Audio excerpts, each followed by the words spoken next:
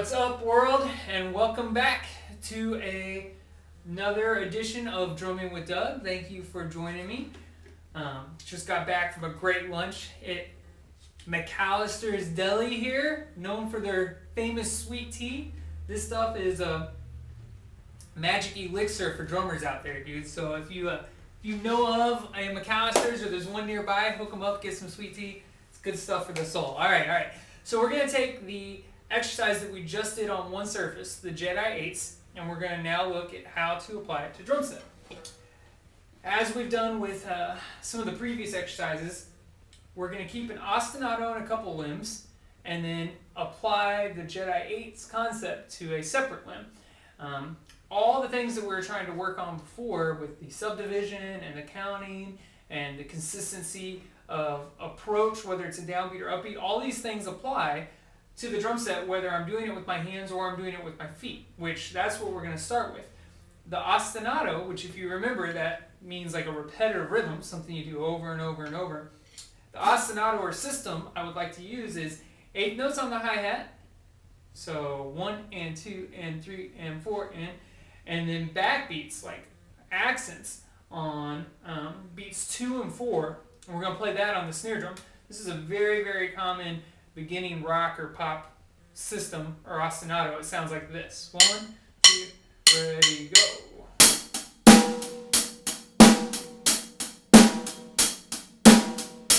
So on and so forth.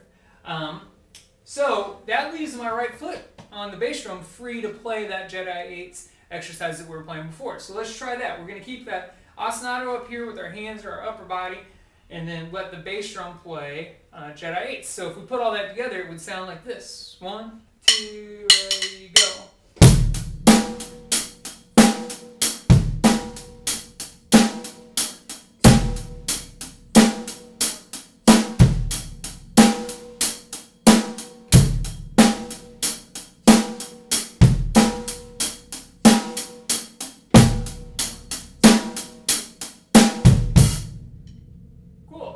So you might not exactly be able to hear me counting out loud, but you can probably see that I'm counting out loud. That's something I very highly recommend. I feel if you can't like clap the beat and sing the rhythm you're trying to play, it's going to be really hard for you to try to play it. And I've definitely found both my personal experiences and experiences with my students that when you're counting out the rhythm, you have a much stronger grasp or understanding of exactly where it fits and how you're trying to lock it in. And then as you feel more and more comfortable with that, you can slowly take away the vocal and just kind of keep it internal. But I think being able to count the rhythms is a really, really important thing when you're trying to apply stuff to any percussion instrument. On drum set, as we've talked about before, I'm trying to be very aware or conscious of what is playing together. For example, on beat 1, my hi-hat and my bass drum should be playing right at the same time, not one before the other or one after the other. Once we get to beat 2, everything, the snare drum, the hi-hat, and the bass drum are all going to be hitting at the same time. And you want to make sure that everything locks right there and that nothing's kind of a little sloppy or coming in a little early or a little late. And that's kind of the coordination aspect of what we're doing here. So let's go ahead and try that one more time, maybe just a little bit brighter to give you an idea of it. This is just one example. You can put it on the ride cymbal if you wanted. There's obviously any combination or surface that you want to experiment with, feel free to. So let's try the same exercise one more time, a little faster. 1, 2.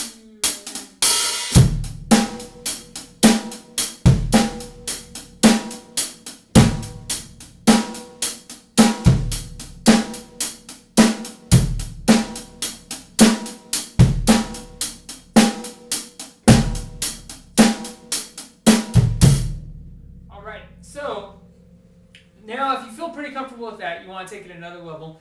Something that we can do is, or something that I really like to do with this exercise, is let's make the ostinato something that involves all 3 limbs now. So let's keep the hands the same, but we're going to include the bass drum on beat 1 and on the downbeat of 3 and the upbeat of 3. So it's not as complicated as it sounds. It'll go 1, 2, 3, and.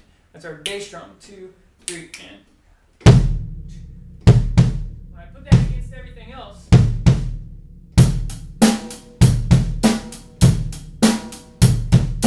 again, another common stock rock beat or pop system. So now you're thinking, okay, well, how are we going to apply Jedi 8s to that?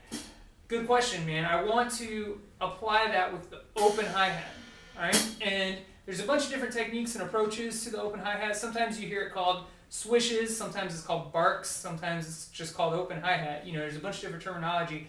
But in general, especially from like a rock or a pop approach, I like to use the shaft of the stick when I strike the cymbals and open as opposed to the tip. All right, that's just kind of like a timbre or volume preference. Again, that's kind of in more of a rock or pop setting. You're free to do whatever you think sounds best or what you enjoy.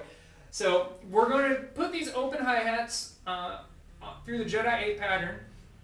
I'm also going to be very careful with the duration of how long I let the cymbals ring before I close them back down. I'm going to try to make each one the length of an eighth note. So, for example, the very first one that's on beat 1, I want to click it close on the and of 1. 1, 2, 3, 4, 1, so on and so forth. So that would sound a little something like this. 1, 2, 3.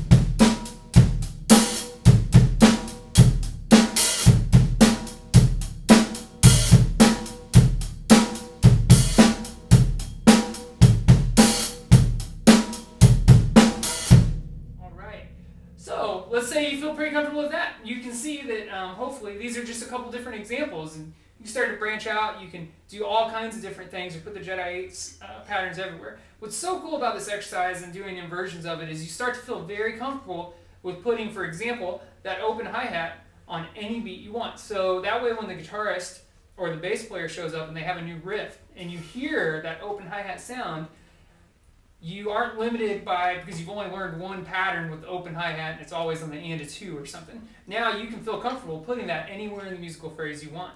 So one of the things I like to do when I start to feel comfortable with an exercise or a concept like this is branch out and just try to improvise, make up my own things, but always checking in that I have that whatever I'm working on, in this case the open hi-hat, still occurring in time. So for example, I'm going to open this pop system up, I'm just going to improvise some stuff, but I'm going to continue to keep that Jedi 8s going on the hi-hat, the open hi-hat. So let's see what happens. 1, 2.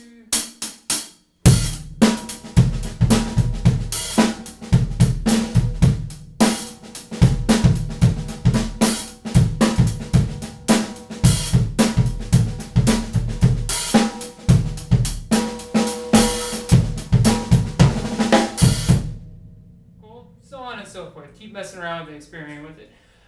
Awesome. So those are just some basic examples of how to apply this to the drum set. Please feel free to explore it, and if you have any questions or answers, as always, you can contact me at drummingwithdoug@gmail.com.